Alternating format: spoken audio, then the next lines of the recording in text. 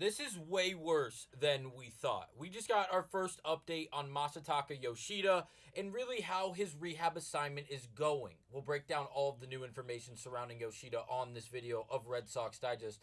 Before we get to the news and information, as you guys all know, please remember to subscribe to the channel if you're a part of the near 90% currently watching this video, not currently subscribed. We do appreciate all the love and support, so thank you guys tremendously for everything. But now let's get to it and break down the new Masataka Yoshida updates, as we haven't had a lot of them, and he has been the biggest missing piece and the most consistent missing piece for this Boston Red Sox team up to this point. Now, shout out to Christopher Smith on Twitter, as he went on to tweet this and give us our first set of news on Yoshida in a long time. As he goes on to say, Alex Cora said Yoshida is still not close to a rehab assignment, and that is again from Alex Cora. This is interesting, and the reason I say that is because Yoshida has really been the forgotten piece for this Boston Red Sox team, and the reason being is because of the surplus of talent on the roster, whether you're speaking specifically for the outfield, where we've seen Yoshida play a very, very small amount, but as well as also in DH, where Rafael Devers has really accepted that new position, as Bregman has moved over to third defensively. Now, if Yoshida were to come back, could we assume that he would be another piece in the outfield? Well, if you go off the numbers that we've seen over the last few years, it doesn't seem very likely. And the reason being is because last year he doesn't even have a full inning played in the last season of baseball, where he did play baseball in the outfield due to the shoulder issues he's been dealing with, which is what has really sidelined him up to this point, as he's still rehabbing the right labral of his right shoulder.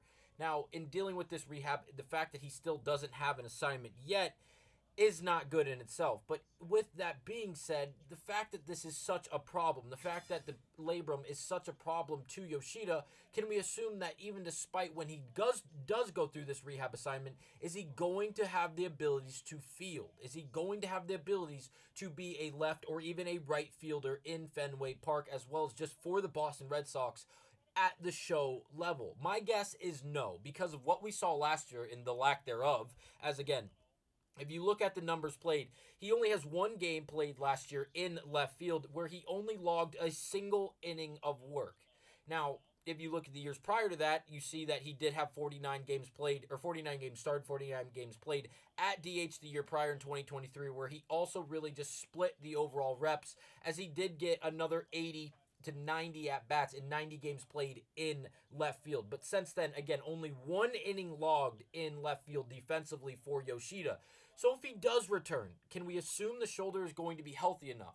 Can we assume he's going to stay healthy? If he does return healthy, obviously. Can we trust that he's going to stay healthy? Are we going to trust his bat to really carry the load for Yoshida? Because it doesn't seem like we're going to get a lot defensively from someone in Yoshida who didn't really do well, even in the lack of innings and lack of reps he did get. And obviously we can't judge off the one inning he did have defensively in left field.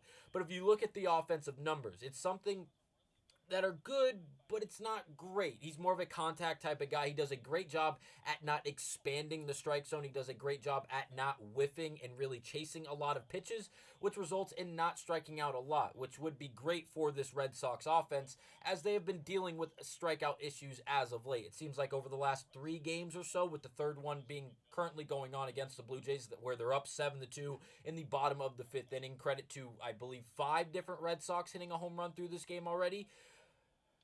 But is Yoshida really going to fit in on this offense? Another left-handed bat. In this past offseason, the Red Sox did such a good job going out there and acquiring right-handed bats, specifically Alex Bregman, to balance out this lineup. If Yoshida does return and he does become a left fielder, which I'm having such a hard time to believe that there's even a chance he would play defensively, in the sense that he would even find himself in the outfield, whether it be left field or even right field. He's not going to play in right field, especially not in Fenway. It's just really hard for me to think. We just discussed the possibility that Trevor Story is traded for this Red Sox team and hope to go out and bring up Marcelo Meyer, one of the top prospects in all of baseball, let alone for the Red Sox specifically.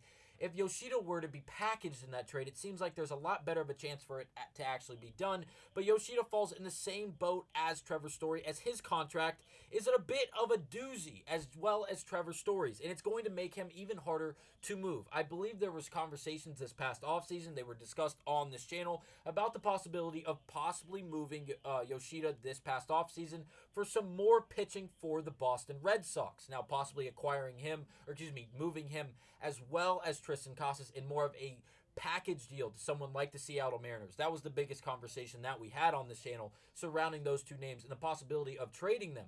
But now in the idea of possibly moving Yoshida 1-for-1, this seems like it's just not possible because of the lack of production that we've seen, not only overall, but specifically in the field. You're trading for someone who is a little bit older in age in Yoshida, who is now 31, and also you're only trading for the bat that, again, in the last season of work where we did see these reps, wasn't all that good. If you look at the barrel percentage as well as the hard hit rate, they are very, very low, and as well as the average exit velocity, like I mentioned earlier, much more of a contact guy when it comes to the overall plate and when it comes to going to the plate and the overall really performance you're going to get from the offensive standpoint from Yoshida.